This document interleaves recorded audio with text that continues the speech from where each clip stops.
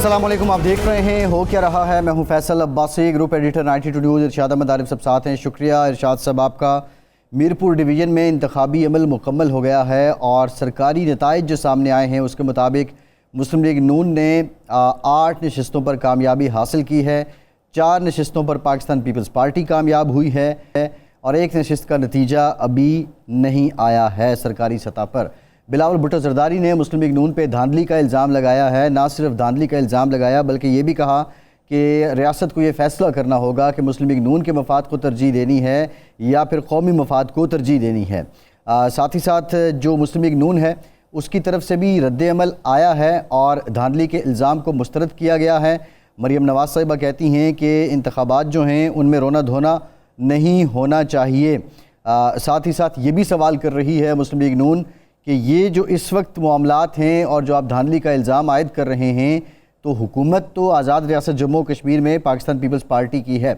रियासत आज़ाद जम्मू कश्मीर के वज़ीर-ए-आज़म फैसल मुमताज़ राठौर ने भी धांधली का इल्ज़ाम आयद किया है। साबिक़ वज़ीर-ए-आज़म पाकिस्तान राजा परवेज़ अशरफ ने भी धांधली का इल्ज़ाम आयद किया है और कहा है कि वो पोलिंग स्टेशन जो मुतनाज़ा हैं उन पर फ़ौज की निगरानी में री पोलिंग होनी चाहिए। इन इंतखाबात में एक अहम पहलू ये भी है कि साबिक़ वज़ीर-ए-आज़म रियासत आज़ाद जम्मू कश्मीर चौधरी अनवारुल हक भी अपनी नशिस्त खो बैठे हैं, उन्हें भी इन इंतखाबात में शिकस्त हुई है। इस सारे मामले पे बात करेंगे और ये जो बयानात हैं इनका पाकिस्तान की सियासत पे क्या असर है ये भी एक सवाल है। इस पर भी आज के प्रोग्राम में हम कुछ डिटेल गुफ्तगू करेंगे। दूसरी जानिब ईरान और ओमान मुश्तरका तौर पर अब नए हुर्मुज़ का कंट्रोल करें, ये एक तजवीज़ अब सामने आई है। कोई ऐसा मैकेनिज़्म बनाया जाए कि ये दोनों ममालिक यहाँ कंट्रोल भी करें और यहाँ जो चार्जेस वसूल करने हैं उसका भी कोई तरीक़ाकार तय किया जाए। जो सऊदी, ईरानी और ओमानी वज़राए ख़ारिजा हैं उनका इस ज़िम्न में राब्ता भी हुआ है। दूसरी जानिब डोनाल्ड ट्रंप कहते हैं कि ईरान को ख़रीदा नहीं जा सकता, शिकस्त दी जा सकती है और ईरान को शिकस्त दे रहे हैं। अब ये मामला किस तरफ जाएगा, पिछले जो 3-4 रोज़ हैं उससे उसमें देखा जा रहा है कि हमले भी नहीं हुए। बहरहाल देखते हैं ये किधर जाएगा। पाकिस्तान की मईशत, गंदम इंपोर्ट करने का फ़ैसला, शरह सूद बरकरार है, रोज़ाना की बुनियाद पर तेल की कीमतों का तयन भी अवाम को रिलीफ ना दे सका।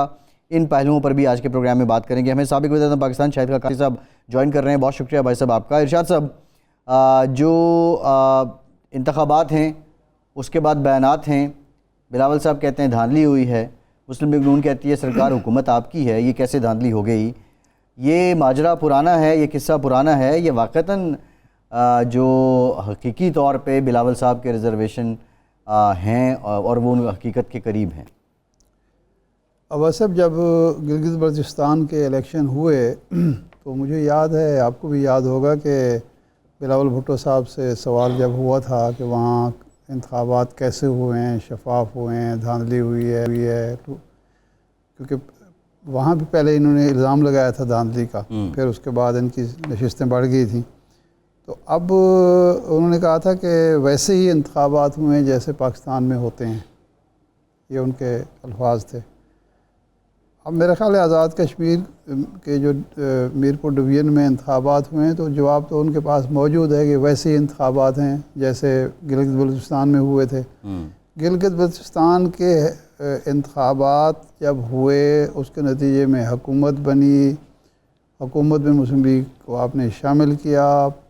पाकिस्तान में जो हुकूमत है वहाँ आप शरीक इक़्तिदार हैं, सदर आपके हैं, चेयरमैन सेनेट आपके हैं, 2 सूबों के गवर्नर आपके हैं, बाकी जो कुछ है वो भी सब कुछ आपके साथ चल रहा है। तो यहाँ भी वहाँ अगर अवाम का फ़ैसला है गिलगित बल्तिस्तान में तो यहाँ भी अवाम का फ़ैसला है।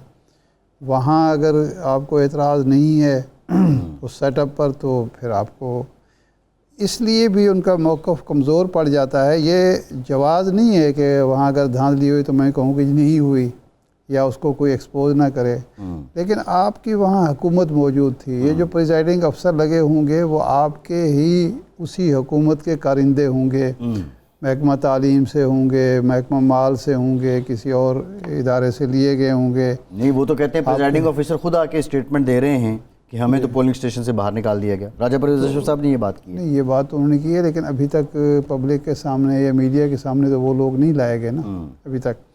कहना ये है कि वो मुझे शेर गालिब याद आ रहे हैं, लोग वो भी कहते हैं कि ये لوگ وہ بھی کہتے ہیں کہ یہ بے ننگ و نام ہے، یہ جانتا اگر تو نہ لٹاتا گھر کو میں، کہ اگر آپ بھی یہ کہہ رہے ہیں دھاندلی ہوئی ہے تو پھر اس الیکشن کی کیا رہ جائے گی وقت، اعتبار، ساکھ، اور پھر جو آپ کے مخالفین ہیں، آپ دونوں کے مشترکہ مخالفین ہیں، وہ گلگت بلتستان پر سوال اٹھائیں گے، جی پھر پاکستان پر سوال اٹھے گا۔ تو بہتر یہ ہے کہ جو سیٹ اپ چل رہا ہے اس کو برداشت کریں اور آگے چلیں، موو آن جس طرح ہے۔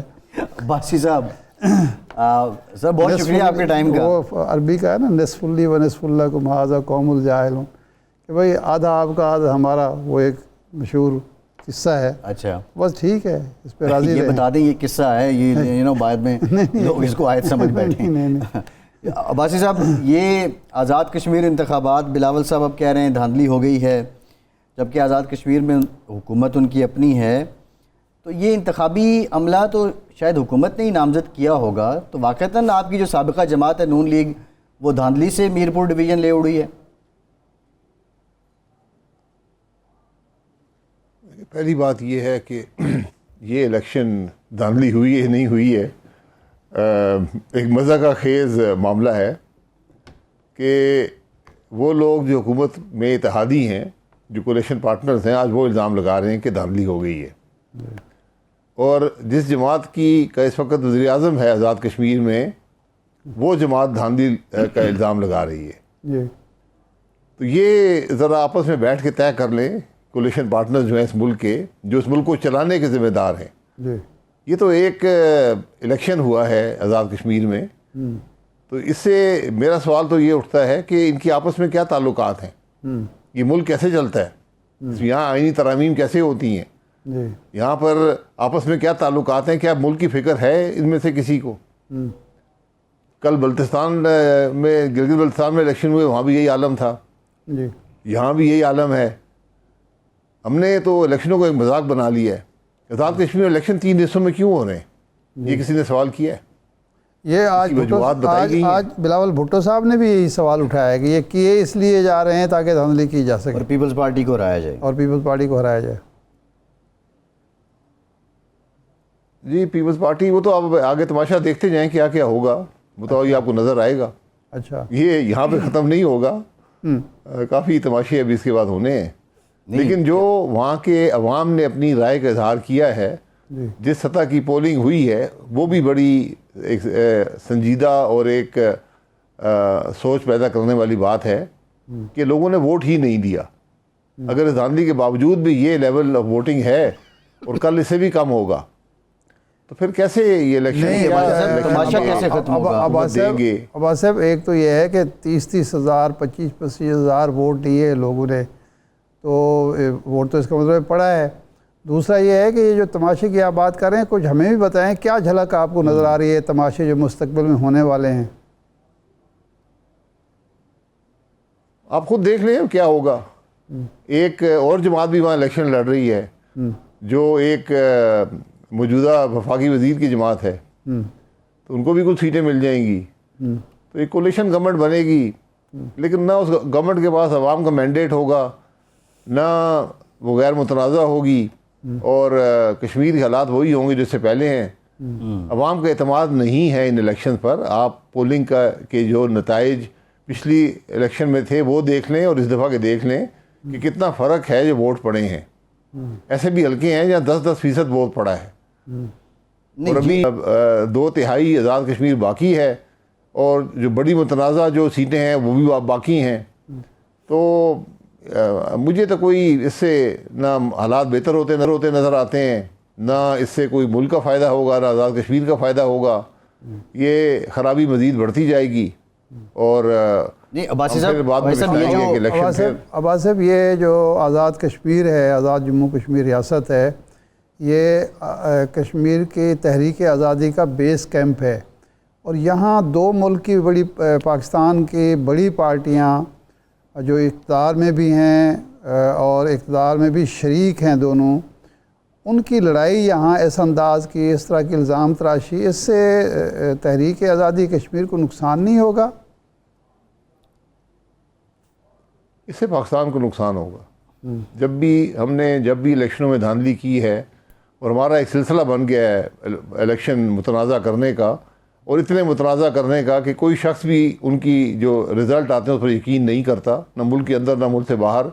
اب وہی حالت گلگت بلتستان اور آزاد کشمیر میں پیدا کر دی گئی ہے. پتہ نہیں ہم کیا حاصل کرنا چاہتے ہیں. کیا ہم عوام کی یہ سمجھتے ہیں کہ عوام کو یہ حق حاصل نہیں ہے کہ وہ اپنی رائے کا اظہار کر سکیں؟ کیا ہم یہ سمجھتے ہیں کہ وہ اس قابل نہیں ہے کہ اپنے فیصلے خود کر سکیں، تو ہم باہر سے بیٹھ کر فیصلے کریں گے؟ اور آپ دیکھیں گے الیکشن وہی لوگ لڑ رہے ہیں جو پہلے بھی لڑتے رہے ہیں. انہوں نے پہلے کیا دیا ہے اس علاقے کو، انہوں نے کشمیر کے کاز کے لیے کیا کیا ہے، آگے بھی یہی حالات ہوں گے. تو شاید ہم بھول گئے ہیں کہ ملک میں آئین بھی ہوتا ہے، ملک میں قانون بھی ہوتا ہے، الیکشن کا نظام بھی ہوتا ہے. یہ فرمائیے گا، اور جب یہ متنازع الیکشن ہوتے ہیں تو پھر ملک آگے نہیں چل سکتا. یہ فرمائیے گا، یقیناً ایک متنازع الیکشن جو ہے کمزور کرے گا. مسلم لیگ نون اور پیپلز پارٹی کی جو AJK میں چپکلش ہے، پہلے تو لوگ کہہ رہے تھے کہ یہ نورا کشتی ہے، الیکٹورل پالیٹکس ہے. اگر یہ سنجیدہ ہے، نورا کشتی نہیں ہے، تو پھر اس کے پاکستان کی سیاست پہ کیا اثرات پڑیں گے؟ آپ جن تماشوں کی بات کر رہے ہیں اور بلاول صاحب کا جو ایگریشن ہے، کیا پیپلز پارٹی آنے والے دنوں میں خود کو سسٹم سے ڈسٹنس کرتی نظر آ رہی ہے؟ دیکھیں، اگر آپ الزام لگا رہے ہیں اپنے کولیشن پارٹنر پر کہ اس نے دھاندلی کر لی ہے، تو آپ ان لوگوں کے ساتھ حکومت میں بیٹھیں گے جو دھاندلی کر رہے ہیں. جی.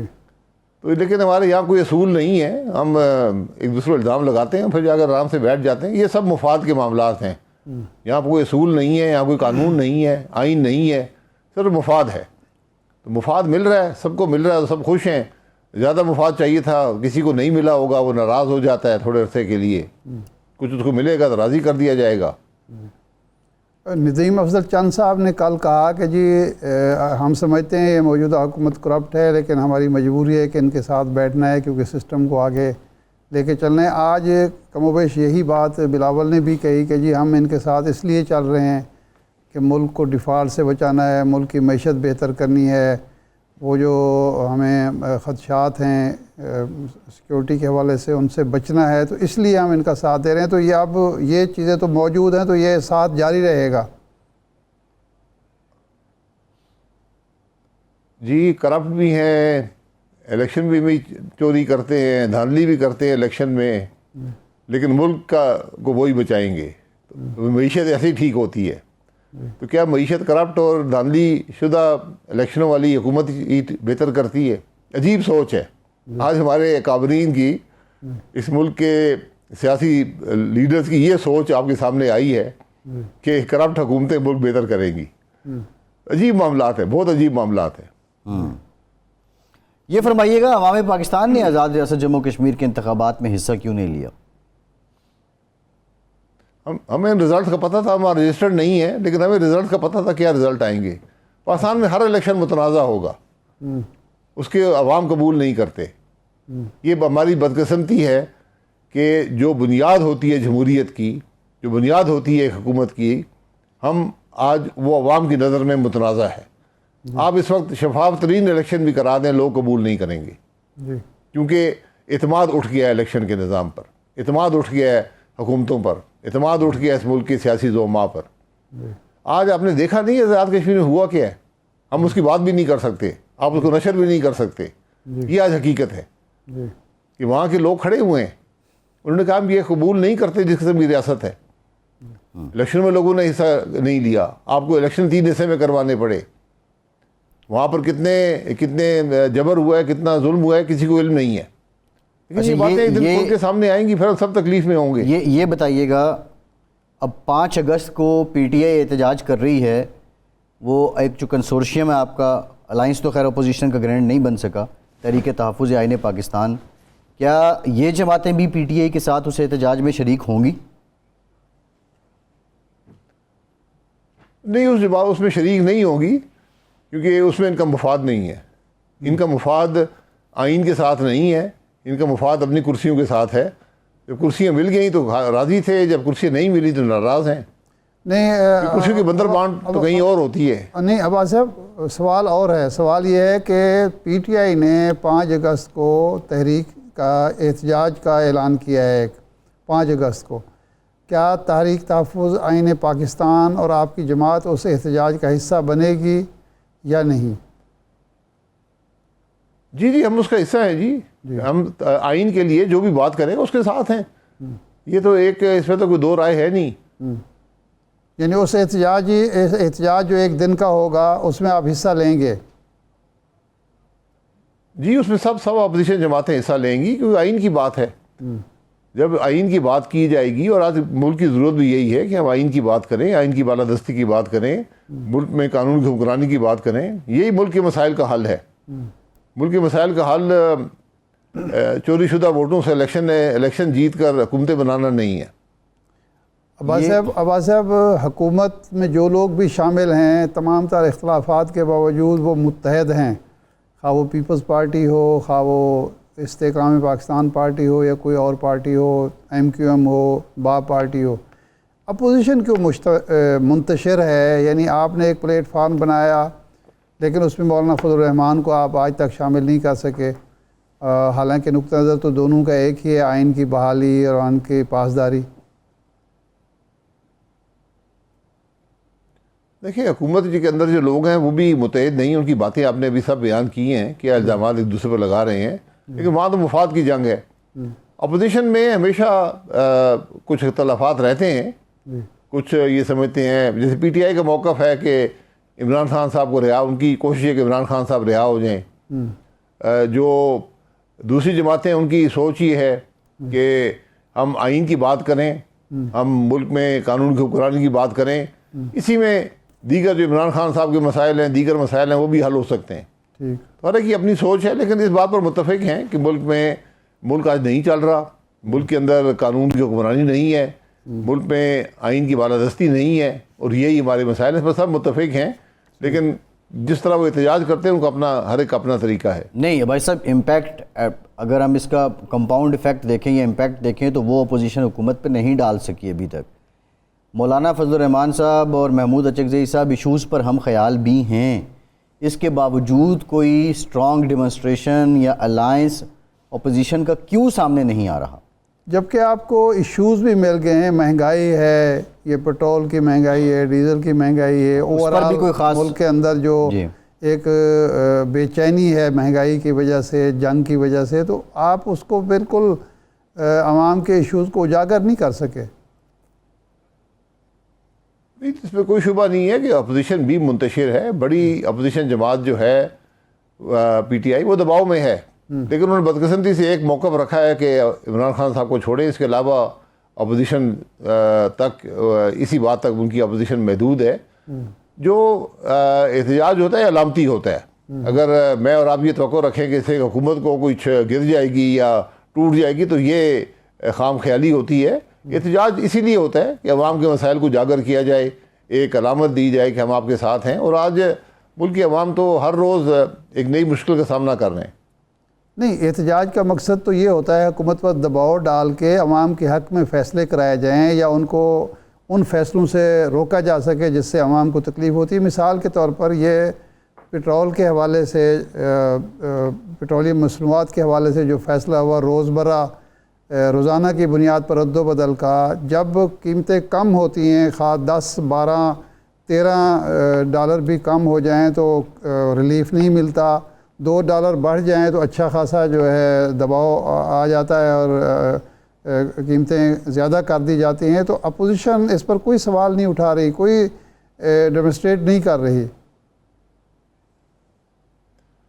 دیکھیں جو ہم طریقے موجود ہیں، میڈیا میں جاتے ہیں، پریس کانفرنس کر دیتے ہیں، یہی طریقہ ہوتا ہے ان معاملات کو کرنے کا. جو حکومتیں عوام کے رائے سے نہیں آئی ہوتی، ایک دھاندلی شدہ الیکشن سے آتی ہیں، ان کو ان باتوں کا کوئی اثر نہیں ہوتا، کیونکہ وہ عوام کی کوئی پرواہ نہیں ہوتی.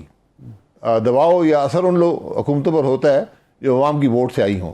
ہماری بدقسمتی یہی ہے کہ ہم نے نہ نظام کو سمجھا ہے، نہ نظام کو آئین اور قانون کے مطابق کرنے کی کوشش کی ہے.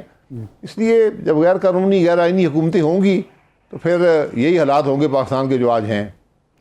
اچھا، آپ وزیر پیٹرولیم بھی رہے، ان معاملات کو اچھی طرح سے جانتے ہیں. یہ روزانہ کی بنیاد پر جو رد و بدل کا فارمولہ آیا ہے، آپ سمجھتے ہیں کہ اس سے معیشت بہتر ہوگی, عوام کو فائدہ ہوگا, یا یہ بھی پیٹرولیم کمپنی کو فائدہ اور حکومت کو فائدہ اٹھانے کا ایک موقع ہے؟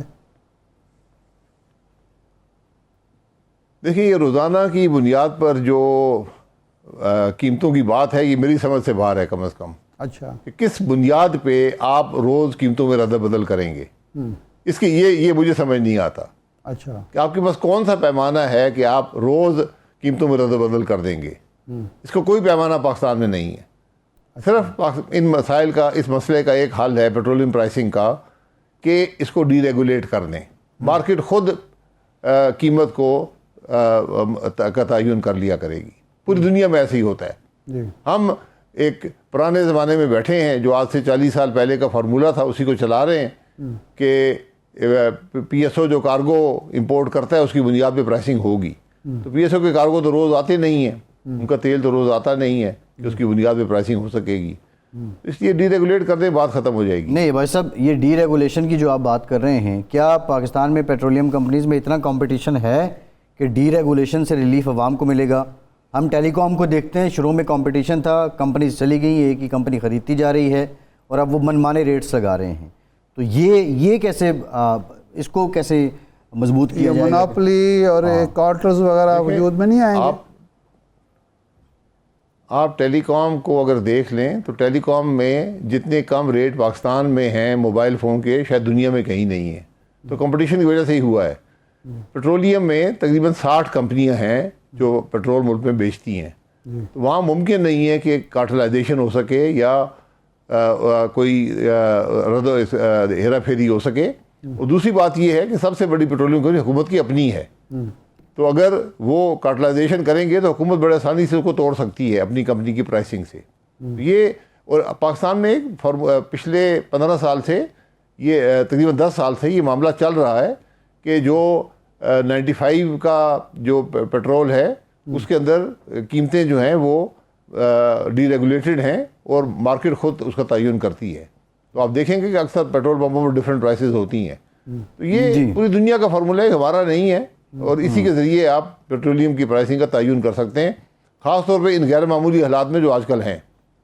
جی ٹھیک, بہت شکریہ. سابق پاکستان شاہد خاقان عباسی صاحب, آپ کے وقت کا ایک وقفے کے بعد واپس آتے ہیں.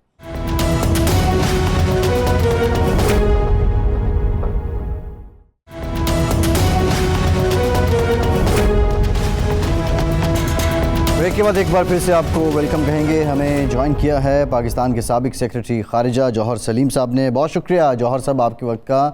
یہ بتائیے گا کہ ایران امریکہ جنگ کا جو حالیہ مرحلہ ہے, اب یہ جو جنگ بندی پر آمادگی ہوئی ہے, کیا واقعتاً امریکہ کے پاس ہتھیاروں اور وسائل کی کمی ہو گئی تھی, یا ایران کی برتری جو ہے یہ اس کا ثبوت ہے؟ دیکھیں, اس میں مختلف فیکٹرز تھے. بالکل, ایک تو خیر میونیشنز کی کمی بھی اس میں فیکٹر تھا. اس پہ ظاہر ہے بہت سی میڈیا رپورٹس واضح ہیں. ساتھ ہی ساتھ میں سمجھتا ہوں کہ امریکہ اور ایران دونوں ہی ڈپلومیسی کو چانس دینا چاہتے تھے, بیکاز اس کے بعد دیکھیں کیا تھا. اب اس مرحلے کے بعد, کیونکہ امریکہ کی طرف سے جو تھریٹ آیا تھا کہ اب اگر آپ نے کسی بھی ایک شپ پہ اٹیک کیا وہاں پہ, تو اس کے جواب میں ہم ایک بجلی گھر یا ایک ڈیسیلینیشن پلانٹ یا آپ کی ایک برج تباہ کریں گے. تو اس سے ہونا کیا تھا, اس سے آپ ابھی تک تو جو بھی تھا یہ سارا کچھ جو ہو رہا تھا دوبارہ سے یہ کنٹرولڈ ایسکلیشن تھی, لیکن اس کے بعد وہ ایک انکنٹرولڈ ایسکلیشن کی طرف جا سکتے تھے, یا نیکسٹ ناچ آف جو لیڈر آف ایسکلیشن ہے اس پہ جا سکتے تھے, اور وہ بہت ہی خطرناک ہوتا. بیکاز ظاہر ہے اگر امریکہ ایران پہ اس طرح کے اٹیکس کرتا, ایران گلف کنٹریز پہ کرتا, وہاں پہ بجلی گھر یا ڈیسیلینیشن پلانٹس تباہ کرتا, تو جیسے میں کہہ بھی چکا ہوں کہ وہاں پہ تو پوری جو ظاہر ہے اس وقت جو لائف ہے وہ ڈیسیلینیشن پلانٹس پہ بیسڈ ہے, کیونکہ پانی دیکھیں سعودی عرب کی بات کریں 50% ان کا انحصار ڈیسیلینیشن پلانٹس پہ ہے, یو اے کا 80%, کویت کا 90% اور بحرین کا 100%. اور اسی طرح کیونکہ ظاہر ہے انہوں نے سارے اسکائی اسکریپرز بنائے ہیں, تو بجلی تو اس کے بغیر تو وہاں پہ زندگی کا تصور محال ہے. تو اس وجہ سے اب نیکسٹ جو فیز ہونا تھا وہ بہت ہی ڈیوسٹیٹنگ ہو جاتا, اور اس لیے یہ پاز جو ہے یہ دونوں ہی فریقوں کے حق میں تھا. تو میں سمجھتا ہوں کہ سب سے زیادہ جو اہم وجہ تھی وہ یہ تھی کہ یہ جو فیز تھا اب اس کی لمٹس پہ وہ پہنچ چکے تھے, اس سے کچھ ہو نہیں رہا تھا, ان کی بارگیننگ پوزیشن ریڈیٹرمن نہیں ہو رہی تھی اس سے, وہ بارگیننگ پوزیشن وہی تھی جو پہلے تھی, تو اس لیے مذاکرات ہی سب سے بہتر حل تھے اس موقع پہ. جوسف, جب یہ ایم او یو سائن ہو رہا تھا اس وقت بھی ایرانی جو ہماری بات ہوتی تھی وہاں تہران میں لوگوں سے, تو وہ یہ کہتے تھے کہ ایم او یو پر امریکہ عمل نہیں کرے گا, ایک جنگ کا مرحلہ اور آئے گا. وہ بات درست ثابت ہوئی. اب یہ فرمائیں کہ یہ جو جنگ بندی ختم ہوئی, ایم او یو جو ہے اس کو توڑا گیا, اس کا ذمہ دار آپ کیا سمجھتے ہیں؟ کہ کیا صدر ٹرمپ پر نیتن یاہو کا دباؤ تھا, یا صدر ٹرمپ یہ سمجھتے ہیں اندرون ملک ان پر جو تنقید ہو رہی ہے کہ بھئی انہوں نے ہار دیا سب کچھ اور برتری دے دی ایران کو, یہ وجہ تھی, یا کچھ اور وجوہات آپ کو نظر آتی ہیں, یا ایران استعمال ہوا اور اس نے خود ہی امریکہ کو حملے کا موقع فراہم کیا؟ جی, میں سمجھتا ہوں اس کی 2-3 وجوہات ہیں. سب سے بڑی وجہ تو یہ تھی کہ جو کلاس 5 ہے اس کی, جو ایم او یو کی, جو اس ابنائے ہرمز کے بارے میں تھی ساری, اس کو بہت ہی زیادہ اس میں ابہام رکھا گیا. ایک بڑی لینگویج یوز کی گئی جو کہ انٹرپریٹ مختلف طریقے سے ہو سکتی تھی. اور کیوں کیا گیا؟ اس لیے کیا گیا کہ اگر وہ نہیں کرتے تو وہ معاہدہ ہونا نہیں تھا, کیونکہ دونوں کی پوزیشنز میں اتنا زیادہ فرق تھا. لیکن وہی ابہام جس کی وجہ سے وہ معاہدہ ہوا, بعد میں پھر وہ ایک مسئلہ بن گیا. کیونکہ دیکھیں اس میں جو اس کی لینگویج دیکھیں آپ کیا ہے کہ Iran will take all actions basic I mean words to the effect to ensure کہ جو ہے نا ان انٹرپٹڈ شپنگ فلو.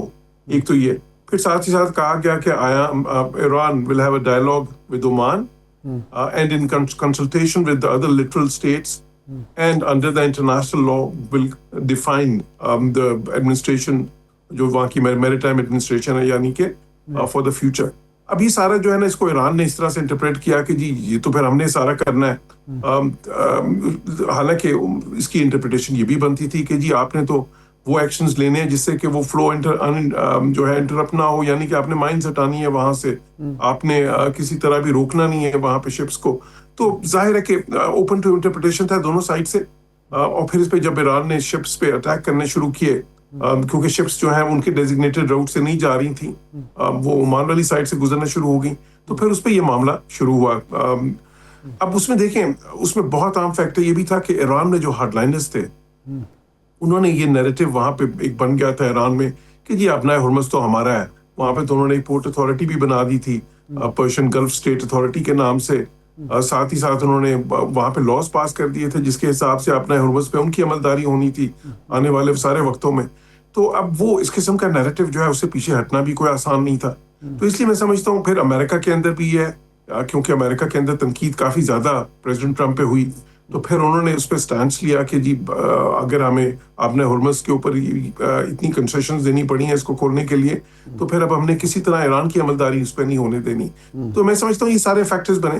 لیکن اس میں اہم چیز یہ ہے کہ دیکھیں ابھی نیوکلیر کا ایشو تو ڈسکس ہی نہیں ہوا, جو اصل ایشو تھا جس پہ میں کہتا رہا تھا کہ جب بات اس پہ آئے گی تو بہت مشکلات ہوں گی. مسئلہ شروع میں جو ہے وہ اتنا زیادہ گمبھیر ہو گیا اسی وہ اپنا ہرمز کے اوپر ہی. تو اس سے یہ بھی نیوکلیر تو ڈیسائیڈڈ ہو گیا نا اسلام آباد ایم او یو میں. جوہر صاحب, نیوکلیر تو ڈیسائیڈڈ تھا اسلام آباد ایم او یو میں. نہیں, نیوکلیر بالکل بھی ڈیسائیڈڈ نہیں ہے اسلام آباد ایم او یو میں.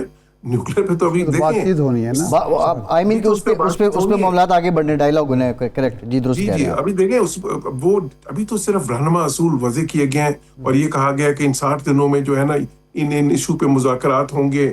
لیکن بالکل نیوکلیر کے جو 2 اہم ترین ایشوز ہیں, یہ بات درست ہے, یہ بات درست ہے. ٹھیک. اب یہ فرمائیں کہ اس وقت دوبارہ جب مذاکرات شروع ہوتے ہیں تو کیا اسی آبنائے ہرمز پر جو ابہام ہے پھر ڈیڈ لاک ہو سکتا ہے, یا یہ معاملہ آپ طے کر کے ہی بیٹھیں گے اور پھر جو جوہری پروگرام ہے اس پر جا کے پھر ڈائلاگ کا خطرہ ہوگا, اس کا امکان ہوگا؟ نہیں, اس پر ڈیڈ لاک کا خطرہ ہوگا. جی اب کوشش تو یہی ہو رہی ہے کہ ابنائے ہرمز پہ کوئی ایسا معاملہ بنے, کم از کم دیکھیں انٹرم پیریڈ کے لیے تو بنے سب سے پہلے, جو ایم او یو میں 60 دن کا پیریڈ دیا گیا جو کہ ایکسٹینڈیبل ہے, ظاہر ہے وہ پیریڈ جو ہے وہ کافی لمبا اور میرے خیال میں کافی طویل ہوگا ان اینی کیس, کیونکہ یہ ایک بڑے کمپلیکیٹڈ قسم کے مذاکرات ہوں گے. اچھا کہنے کو تو یہ ایم او یو کہتا ہے نا کہ جی اس کے بعد ٹیکنیکل مذاکرات ہوں گے جو ہے, تو تکنیکی امور پہ اور اس طرح لگتا ہے کہ بظاہر باقی چیزیں جو ہے سیٹل ہو گئی ہیں، لیکن حقیقت یہ ہے کہ وہ مذاکرات جو ہے صرف تکنیکی امور پہ نہیں ہونے، بلکہ وہ سب سے جو اہم امور ہیں ان پہ ہونے ہیں، کیونکہ ان کو ایران کی یہ خواہش تھی کہ جی اصل جو نیوکلیر مسائل ہیں، مثال کے طور پر نیوکلیر ایشوز جو ہیں اس پہ ڈسکس بعد میں ہوں. تو میں یہ سمجھتا ہوں کہ دیکھیں ابھی سب سے پہلے تو انٹرم پیریڈ جو ہے مذاکرات کے دوران کا عرصہ، اس کا سیٹل ہونا سب سے پہلے کہ اس میں اپنا ہرمز پہ کیا ہوگا، کہ اس دوران میں شپنگ فلو کس طرح سے ہوگا، کس کی عملداری ہوگی، کیا ہوگی. اس میں مختلف آئیڈیاز ہیں. دیکھیں ابھی عمان نے ایک بڑا اچھا آئیڈیا ایک وہ بھی لے کے آئے ہیں جس کو گلف کنٹریز کی سپورٹ بھی ہے، اور اس میں کوئی بات اس طرح کی ہے کہ جی ایک جوائنٹ رسپانسبلٹی ہو ساری جو لٹرل سٹیٹس ہیں، یعنی کہ جن ملکوں کا ساحل لگتا ہے اس کے اوپر اپنا ہرمز پہ، اس میں دیکھیں ظاہر ایران ہے، عمان ہے، اس سے تھوڑا سا پہلے یو اے بھی ہے چوک پوائنٹ سے پہلے، باقی پھر اسٹیٹس بھی ہیں. تو ان ساروں کی ایک جوائنٹ میکنزم ہو جس میں کہ جو ہے نا کوئی ٹول وغیرہ نہیں لیا جائے، لیکن ایک والنٹری فی ہو، یعنی کہ اگر اپنی مرضی سے کوئی دینا چاہے، اور وہ کس قسم کی ہوگی، وہ انوائرمنٹل پروٹیکشن کے لیے ہو سکتی ہے، ان کی سیفٹی کے لیے ہو سکتی ہے. مطلب عمان نے کوئی ایک مختلف قسم کا ایک آئیڈیا پرپوز کیا ہے جس کو سپورٹ ہے گلف کنٹریز کی. صحیح ہے. یہ آپ نے گلف کا ذکر کیا ہے. اب ایسے وقت میں کہ جب سعودی عرب اور ایران کے تعلقات ماضی کی نسبت بہتر ہیں اور سعودی عرب نے بہت تحمل کا مظاہرہ بھی کیا، حوثیوں کی جانب سے جو اٹیک ہیں ان کا مقصد کیا ہو سکتا ہے؟ دیکھیں اس کے بھی دو پہلو ہیں. ایک تو یہ ہے کہ ظاہر ہے کہ ایران کی طرف سے یہ تھریٹ آیا تھا کہ جی ہم صرف یہ اپنا ہرمز نہیں ہے، بلکہ ہم تو آنے والے دنوں میں جو ہے نا باب المندب جو ہے جو ریڈ سی پہ ہے، اس کو بھی وہ والا فرنٹ بھی ایکٹیویٹ کر دیں گے، حوثیوں سے کہہ کے وہاں پہ بھی ڈسٹرپٹ کر دیں گے ٹریفک ساری. اور دیکھیں 20% ٹریفک جو سی ہے وہ اگر تیل کی بات کریں دنیا کی تو ادھر سے گزرتی ہے، اور کوئی 10-12% جو ہے وہ پھر باب المندب سے گزرتی ہے، جہاں پہ ظاہر ہے کہ وہ ہوتی جو ہے یمن، کیونکہ اس کے ساحل ایک سائڈ سے ساحل یمن ہے، وہ بھی وہاں کو ڈسٹرپٹ کر سکتے ہیں ٹریفک کو. اس کا دوسرا پہلو یہ ہے کہ جو یمن کے اندر ہو رہا ہے، کیونکہ یمن کے اندر آپ کو پتہ خانہ جنگی ہے، اس میں سعودیز جو ہے وہ بھی سپورٹ کر رہے ہیں، ایک جو بلکہ جس کو انٹرنیشنلی ریکگنائز گورنمنٹ کا کہا جاتا ہے اس کو سپورٹ کر رہے ہیں. تو ان کی طرف سے حوثیوں پہ اٹیک ہوئے تھے، صنعاء پہ اٹیک ہوئے تھے ریسنٹلی، وہ ان کی طرف سے بھی کافی پیش قدمی ہوئی ہے. اور جو صنعاء جو کہ کیپٹل کنٹرول میں ہے حوثیوں کے، اس کے اوپر وہ اور اس کا ایئرپورٹ جو ہے اس کا محاصرہ کیا گیا ہے. تو اس کا بدلہ اتارنے کے لیے بھی حوثیوں نے تھریٹ کیا تھا سعودی عرب کو کہ ہم آپ کی جو ہے، انہوں نے پھر ڈرونز کے اٹیکس بھی کیے وہاں پہ، ان کی تنصیبات پہ جو تیل کی تنصیبات ہیں اس پہ بھی، اور پھر ان کا کہا کہ آپ کی شپس کو بھی ہم اٹیک کریں گے، اور انہوں نے کیا بھی اس کے بعد 2-3 شپس کو. تو یہ دو پہلو ہیں، ایک تو ایران والا اینگل ہے، اور دوسرا وہ جو جنگ ان کی آپس میں ایک قسم کی ایک پراکسی وار جو چل رہی ہے، وہ والا اینگل بھی ہے. اچھا یہ فرمائیں کہ اس وقت بھی آبنائے ہرمز اور باب المندب ٹرمپ کارڈ ہے ایران کے پاس، یا وہ پوزیشن اس کی نہیں رہی؟ کیونکہ ٹرمپ صاحب تو کہہ رہے ہیں کہ جناب اب تو آبنائے ہرمز پر ہمارا کنٹرول ہے، ایران کا کوئی کنٹرول نہیں ہے. لیکن جب یہ دوبارہ معاملہ خراب ہوا تو تیل کی قیمتیں تو 10, 12, 15, 20, 25, $30 تک آگے چلی گئیں.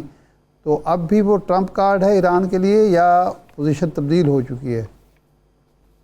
نہیں، میں سمجھتا ہوں دیکھیں ابھی بھی وہ لیوریج ہے بالکل ایران کے لیے، کیونکہ دیکھیں کنٹرول کی جب ہم بات کرتے ہیں تو اپنے ہرمز پہ کنٹرول کس کا ہے؟ امریکنز کے وہاں پہ شپس ہیں، لیکن کنٹرول پورا ان کا بھی نہیں ہے. انہوں نے حالانکہ ایک طرف انہوں نے بلاکیڈ کیا ہوا ایران کی ناکہ بندی کی ہوئی ہے ان کی انہوں نے. لیکن اچھا اسی طرح اگر ایران کہے کہ جی ہمارا کنٹرول ہے، تو میں سمجھتا ہوں ان کے اب کنٹرول نہیں، ان کی تو کوئی شپس بھی نہیں ہے وہاں پہ جو ہے نا پاور آف ڈسٹرپشن ہے ایران کے پاس، کہ وہ جب بھی چاہیں وہ ٹریفک کو ڈسٹرپٹ کر سکتے ہیں، جو ہے نا میری ٹائم ٹریفک کو یا میری ٹائم نیویگیشن جو ہے اس کو ڈسٹرپٹ کر سکتے ہیں. اور وہ ان کے لیے بہت آسان ہے. انہوں نے کرنا کیا ہے، انہوں نے پہلے تو کچھ مائنز بچھا دی، وہ جو بارودی سرنگیں ہوتی ہیں، اور باقی جو ہے وہ کوسٹ لائن سے میزلز اور جو ہے نا ڈرون سے اٹیک کرتے ہیں. اور ان کا کیونکہ بہت لمبی کوسٹ لائن ہے اس کے اوپر اپنے ہرمز پہ، تو ان کے لیے بہت آسان بھی ہے. اور دیکھیں اس قسم کے اٹیکس کو روکنا بڑا مشکل ہوتا ہے. اس کو اگر آپ وہاں سے میزلز اور ڈرونز آئیں گے، اس میں 90% تو شاید امریکنز روک لیتے ہیں، ان کی شپس ہیں وہاں پہ، لیکن جو 10% نہیں روک سکتے، جو پینیٹریٹ کر جاتے ہیں وہ والی شیلڈ، تو وہ اگر 1-2 شپس بھی تباہ ہو جاتی ہیں تو ساری باقی شپس تو رک جاتی ہیں. کیونکہ یہ شپس جو وہاں سے گزرتی ہیں وہ ہے کیا، وہ زیادہ تر آئل ٹینکرز ہیں اور وہ تو بہت ہی زیادہ آپ کو پتہ ہے ولنریبل ہوتے ہیں. ایک آئل ٹینکر میں ہزاروں لاکھوں ٹن کے حساب سے تیل ہوتا ہے, تو ایک اس میں آگ لگے تو ظاہر ہے کہ آپ خود ہی اندازہ لگائیں کیا منظر ہوگا. تو اس لیے یہ جو ہے نا وہ پاور آف ڈسٹرپشن ہے ایران کے پاس, جو ہے جس کو وہ کنٹرول کہتے ہیں. اور امریکنز کے پاس وہ پاور نہیں ہے کہ وہ ایران کی ڈسٹرپشن کی ایبلٹی جو ان سی ہے اس کو 100% ختم کر سکے. ان کے پاس 80% ہے, 90% ہے, لیکن 100% نہیں ہے. اور اسی وجہ سے وہ جو پاور آف ڈسٹرپشن ایران کے پاس ہے وہ بہت افیکٹو ہے. تو یہ سچویشن ہے وہاں پہ. تو میں سمجھتا ہوں کہ کنٹرول تو وہاں پہ کسی کا بھی نہیں ہے. وہاں پہ ہاں یہ ہے ایران کے پاس وہ ایبلٹی ہے کہ وہ ڈسٹرپٹ کر سکتا ہے ٹریفک, اور امریکہ کے پاس وہ پوری طرح سے ایبلٹی نہیں ہے کہ وہ ایران کی ڈسٹرپشن ایبلٹی کو فوائل کر سکے. جی ٹھیک, بہت شکریہ سلیم صاحب آپ کے وقت کا. ایک بریک کے بعد واپس آتے ہیں.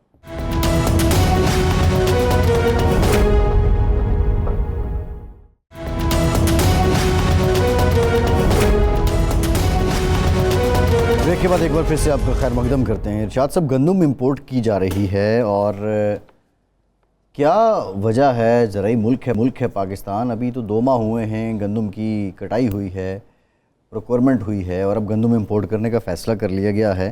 اور دوسرا وہ جو انوار الحق کاکڑ صاحب والا گندم کا اسکینڈل تھا, اس بارے ابھی کچھ سامنے نہیں آیا تھا کوئی حتمی طور پہ.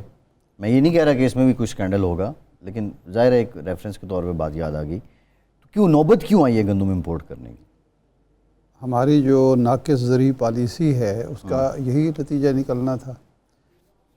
ایک پوری دنیا میں یہ اصول ہے کہ جو ایسنشل آئٹمز ہیں, کموڈیٹیز کی, ان پر حکومت جو ہے ان کی ایکسپورٹ پرائس رکھتی ہے, اور مقصد یہ ہوتا ہے کہ فوڈ سیکیورٹی کو یقینی بنایا جا سکے, لوگ انکریج ہوں اگانے میں, انکریج ہوں. دیکھیں نا, ایک فصل ہے ایسی جو زیادہ منفعت بخش ہے تو لوگ اس کو وہ کریں گے, لیکن اس کے نتیجے میں یہ ہو سکتا ہے کہ وہ فصل جو آپ کی روزمرہ ضرورت کے لیے بہت ہی اہم ہے اس کو اگنور کرنا شروع کر دیں.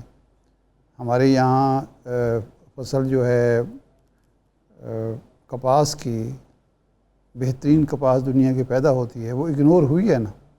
کچھ وجوہات ہیں جس کی وجہ سے وہ اگنور ہوئی, اور اس کے نتیجے میں ہمیں آپ کپاس باہر سے منگوانی پڑتی ہے, اور اس پہ قیمتی زر مبادلہ خرچ ہوتا ہے. تو پچھلے 2 سال 3 سال سے ہوا یہ, خاص طور پر پچھلے 2 سال سے, کہ آپ نے اپنے کسان کو رحم و کرم پر, منڈی کے رحم و کرم پر چھوڑ دیا, اور وہ جو ان کو ایک انسینٹیو گورنمنٹ کی طرف سے ملتا تھا کہ جی ہمیں کم از کم اپنی لاگت تو پوری ہو جائے گی, ہم اپنی ذاتی ضرورت بھی پوری کر لیں گے, اور ہم جو کچھ بوئیں گے, جو خرچہ آئے گا وہ بھی ہمیں پورا مل جائے گا, اور منافع بھی ہو جائے گا. ایک اٹریکشن جو تھی وہ ختم کر دی. اب حالت یہ ہے کہ جی آپ نے اپنے کسان کو فائدہ نہیں پہنچایا, اب یوکرین یا جس بھی ملک سے آپ گندم منگوائیں گے اس کے کسان کو فائدہ پہنچائیں گے. تو ایک تو آپ کا قیمتی زر مبادلہ خرچ ہوگا, دوسرا یہ ہوگا کہ آپ کا جو کسان ہے جو مر گیا, لٹ گیا کا شور مچاتا رہا ہے پچھلے سال بھی, اس سال بھی مچا رہا ہے, اس کی مزید آپ حوصلہ شکنی کریں گے, اور نتیجے میں آپ کو سوائے تنقید کے, لوگوں کے طعن و تشنیع کی حاصل کچھ بھی نہیں ہونا. ہاں البتہ یہ ہوگا کہ کچھ لوگ جو اس امپورٹ میں شریک ہوں گے ان کے بارے نیارے ہو جائیں گے. میرا سوال وہ جو سکینڈل تھا انوار الحق کاکڑ کے دور کا, وہ یہی تو تھا. صحیح ہے. بنیادی سوال یہ ہے, ہم یہ کہتے ہیں کہ بہت سے شعبوں میں, ابھی پہلے ہم بات کر رہے تھے جو پیٹرولیم ہے اس کو ڈی ریگولیٹ کر دیں, 60 کمپنیز ہیں. بہت سے شعبوں میں ہم کہتے ہیں کہ اس سیگمنٹ کو ڈی ریگولیٹ کر دیں, یہ مارکیٹ فورسز طے کریں. اس میں جب مارکیٹ فورسز اگر طے کر رہی ہیں تو پھر کیا مسئلہ ہے؟ جب ہم کہتے ہیں کہ جو بھی معاملات ہیں, اس میں کوئی شک نہیں, مارکیٹ فورسز کو طے کرنے دیں. حکومت کی جو ذمہ داری ہوتی ہے کہ ڈی ریگولیٹ کرنے کا مطلب یہ نہیں ہے کہ ان کو کارٹلز جو ہیں ان کے رحم و کرم پر چھوڑ دیں. حکومت کا بنیادی کام یہ ہوتا ہے کہ وہ کسی کا استحصال نہ ہونے دے. کسی کے حقوق تلف نہ ہونے دے، کسی کے مفادات کو کوئی طبقہ، کوئی فریق جو ہے وہ داؤ پر نہ لگا سکے. یہ حکومت کی ذمہ. حکومت کیوں ہوتی ہے؟ یہ ریاست کا اور حکومت کا وجود کیوں آیا ہے؟ کہ لوگ خود ہی اپنے معاملات طے کرنا نہ شروع کر دیں، اور اس میں پھر طاقتور ہمیشہ جو ہے فائدے میں رہے گا، کمزور کا کوئی سننے والا نہیں. حکومت اور ریاست کا وجود آیا عمل میں لا اینڈ آرڈر کے حوالے سے، کہ جنگل کا قانون نہیں ہونا چاہیے. تو آپ نے یہ بنیادی اصول کے تحت ہی دیکھنا ہے کہ کیا حکومت کی صرف یہ ذمہ داری ہے کہ آپ ان کو حوالے کر دیں منڈی کے، یا منڈی پر نظر رکھے حکومت کے ادارے کہ کسی فریق کا استحصال نہ ہو، کسی فریق کو نقصان نہ ہو. اگر ذخیرہ اندوزی شروع ہو جائے، حکومت کا فرض نہیں ہے کہ اس ذخیرہ اندوزی کو روکے. بالکل ہے. حکومت کا یہ فرض نہیں ہے. قدرتی آفات جب آتی ہیں تو حکومت مدد کر رہی ہوتی ہے نا. جی. کیوں کرتی ہے؟ بس ٹھیک ہے جی، قدرت کی طرف سے آفت آ گئی، نقصان آپ کا ہو گیا، آپ جانے، آپ کا کام جانے. اس لیے کہ جو عوام کے مفادات کا تحفظ ہے وہ حکومت کا اور حکومت کے اداروں کی ذمہ داری ہے. صحیح. اگر وہ ذمہ داری حکومت نبھائے تو مارکیٹ اکانومی سے بہتر اکانومی نہیں ہے. جی. کیا جن ممالک میں یہ نظام ہے جس کو بعض لوگ ظالمانہ نظام بھی کہتے ہیں، کہ یہ سیٹھوں کا، جاگیرداروں کا، سرمایہ داروں کا، وڈیروں کا نظام ہے کہ ان کے فائدے میں ہے، تو کیا ان ممالک میں جہاں یہ مارکیٹ اکانومی مکمل طور پر بروئے کار ہے، وہاں عام آدمی کے ساتھ ظلم ہو سکتا ہے؟ کوئی مینوفیکچرر ظلم کر سکتا ہے، کوئی کسان ظلم کر سکتا ہے کہ جناب کوئی ذخیرہ اندوز، گراں فروش ظلم کر سکتا ہے. جی. یہ حکومت نہیں کرنے دیتی. صحیح ہے. یہ حکومت نہیں ہونے دیتی. ٹھیک. یہ اب پیٹرول کا بحران پوری دنیا میں آیا ہے. جس انداز میں ہمارے ہاں متاثر کیا گیا ہے، کیا اسی طرح دنیا میں بھی ہوا ہے؟ نہیں. وہاں خیال رکھا گیا ہے کہ عام آدمی کو تکلیف کم سے کم ہو، اور کوئی طبقہ، کوئی گروہ جو ہے اس کا ناجائز فائدہ نہ اٹھا سکے. تو یہ کام اگر ہو، حکومت نے اگر یہ کام کیا ہوتا تو یہ کمی نہ آتی. دوسرا ارشاد صاحب امپورٹنٹ بات یہ ہے کہ ہمارے یہاں ایک سال آپ کو 3800 روپیہ فی من آپ کو گندم کا ریٹ ملتا ہے. اگلے سال وہ 2200 نہیں مل رہا. 2400 اب کیا ہوا ہے ایک سال کے اندر کہ جناب وہ اتنی قیمتیں گر گئیں. صحیح ہے. سال وہ ارشاد صاحب یہ ہر چیز مہنگی ہو گئی. صحیح ہے.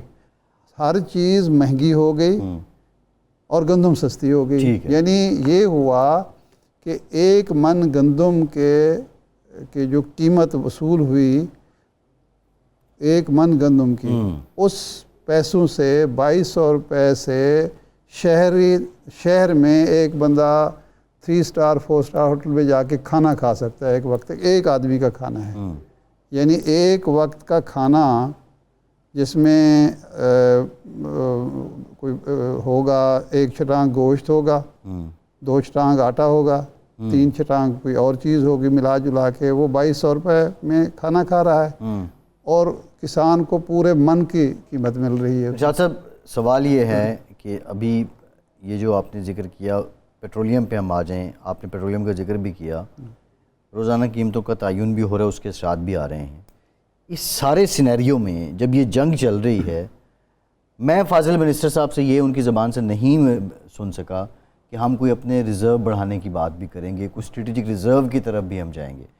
آج وزیر اعظم نے جو اجلاس کیا ہے انرجی پہ، اس میں یہ بات ہوئی ہے. وزیر اعظم صاحب نے تو یہ بات کی ہے، لیکن کویسچن یہ ہے کہ ہم نے یہ تو سنا کہ 15 دن کا ٹیل رہ گیا. اس پہ بھی کوئی میکینزم بنا لیں. مطلب سبق کب سیکھنا ہے ہم نے؟ بالکل. اگر ہمارے پاس 25 دن کا ہے تو اس کو 45 تک لے جائیں. ہم دیکھیں نا، جب کرونا آیا تھا اس وقت سے سن رہے ہیں، اس وقت سے سن رہے ہیں. اب لوگوں کے جو ہے 90 دن کے، 100 دن، 150 دن، 200 دن کے لوگوں نے ریزرو وہ کیے ہوئے ہیں، اور ہمارے یہاں جو پتہ چلتا ہے جی 25 دن کا ہے، 27 دن کا ہے، 15 دن کا ہے. یہ اچھا، پھر اب دوسرا جو معاملہ ہے، کل اسٹیٹ بینک نے مانیٹری پالیسی دی ہے، شرح سود 11.5% ہے. توقع یہ کی جا رہی تھی، بزنس مین بھی چاہ رہا تھا کہ یہ سنگل ڈیجٹ ہو جائے. پھر یہ 10.5 سے پھر 1% بڑھائی گئی، 11.5 پہ گئے، اب برقرار رکھی گئی ہے۔